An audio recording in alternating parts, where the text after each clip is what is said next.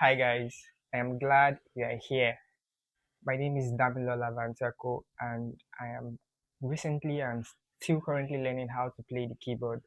Full disclosure, I am not a professional. I don't know how to play the keyboard. I'm just still learning how to play and I'm just sharing my journey with the world and also using this as a medium to influence, is the word influence, or to encourage somebody out there wanting to learn the keyboard. There's nothing stopping you. So without wasting much of your time, let's get right into it. So backstory, when I started learning how to play the keyboard, one of the most challenging aspect of learning how to play the keyboard is finger independence. It was very overwhelming and I really didn't know how to do it, my hand playing a different tune and the other hand playing a different tune. It felt very impossible for me, and I just get overwhelmed and my brain gets wonky when I think about it.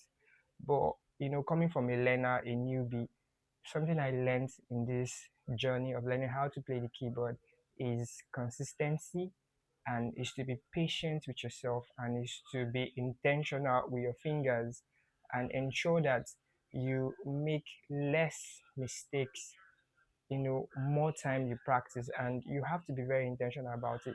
You don't need to do, you know you don't have to practice long hours in a day, then the next time you're going to practice is, in 2 years time. No, you have to be consistent. If you're going to be practicing every 5 minutes every day, just ensure you are intentional with, you know your fingers, and you make sure you press the right key and be as slow as possible. Once I was able to, gain some confidence in fingering, I was able to start expressing myself. Even as a beginner, I was able to start making some good tunes. Some of my neighbors and my siblings are like, "Oh, that sounds good," and I was surprised, like, "Oh, really?" So without wasting much of your time, I want to go right into it. The first thing first is understanding your hands. Your hands have 10 fingers, and we have a bunch of white keys and black keys here. I'm not talking about the white or black keys or naming the black keys. I'm just, you know, explaining how you can gain finger independence as fast as possible. As you know, your right hand starts with your thumb here. This thumb, according to music, is number one. This index finger, according to music, is number two. This middle finger, according to music, is number three. Your ring finger is number four, and your little finger is number five. You flip it, and the same. So for the right two, it's applicable. This is number one, number two, number three, number four, and number five, as I have, described them prior. So we're placing our hands on the middle C. My middle C on my keyboard is over here. So if you want to know where the middle C of your keyboard is, you can, ask ChatGPT, Claude, Gemini, just take a picture of your keyboard and locate your middle C. I don't know the number of keys you have on your keyboard, but this is my middle C. And I'm going to place my left hand on this C here. Don't forget, this is number one, this is number five.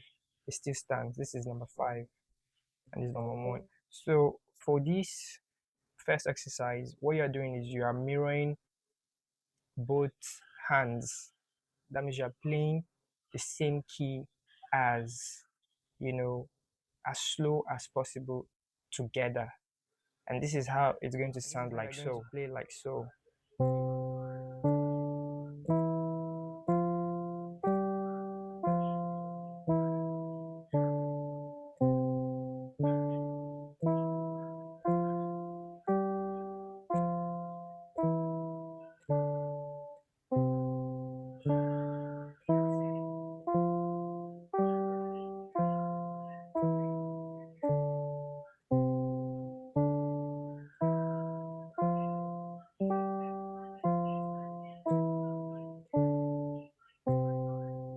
As you notice, my hands, my fingers were grounded on the keys.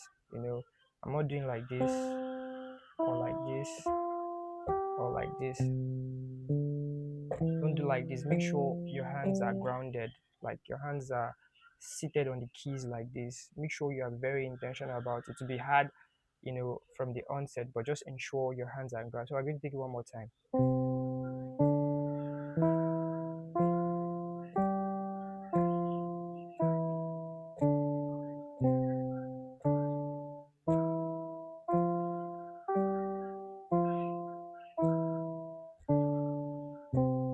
So see this first exercise, you're going to do it. Make sure you do it 10 minutes every day, for consistency, and you can also try to have a metronome, to help you reduce your speed. Don't be fast, don't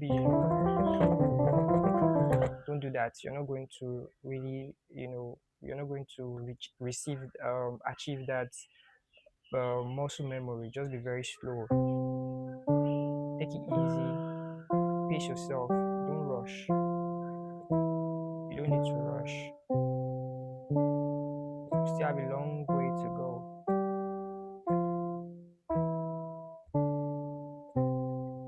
And that's right about it for the first exercise. And it might be intimidating at first, but you just hang in there. You're going to do just fine. The next level is this exercise. It trains your fingers to read the scale in opposite direction. You'll be playing number one here, and you'll be playing number one. All right. What we played was number five and number one. So in this next level of gaining finger independence is playing in opposite direction. And this is how it goes. You start playing in opposite direction. So it means that the thumb, which is number one on the left hand, and the thumb, which is number one on the right hand, they start together. And this is how it sounds.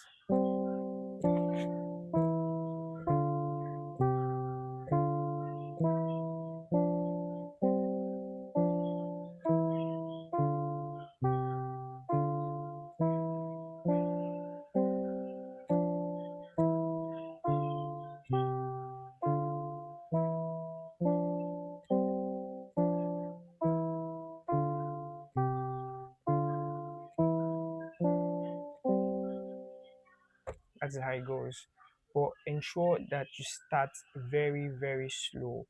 Start very, very slow. So I forgot to mention, you know, you start very, very slow. So you start like so.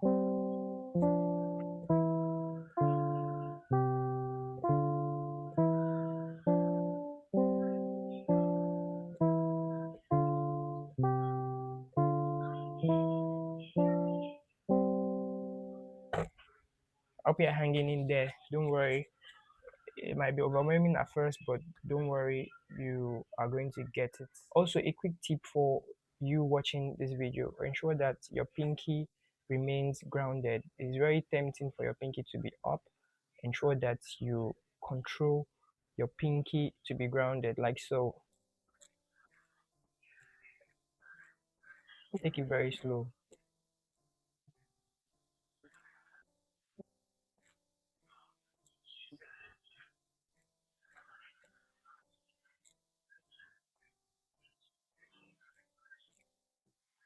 And that is level two of gaining of exercise for finger independence. And now for the level three of playing, it's called um 1 for 2. It's 1 for 2.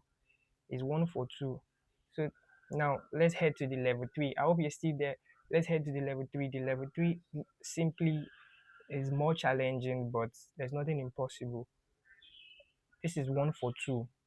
This time around, it's like a call and response. The right hand calls, then the left hand responds. That's how I see it. So for two, you'll be counting 2 beats, and you'll be responding with 1 beat on your left hand. This is how it goes.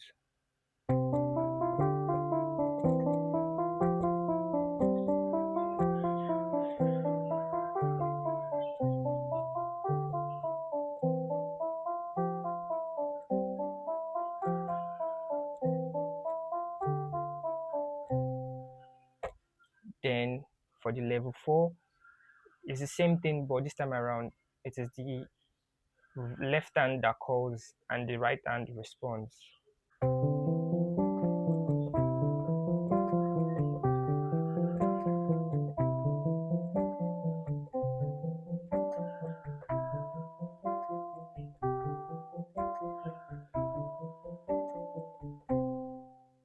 It's not challenging. I know it looks a bit difficult, but you just have to start slow. You start slow.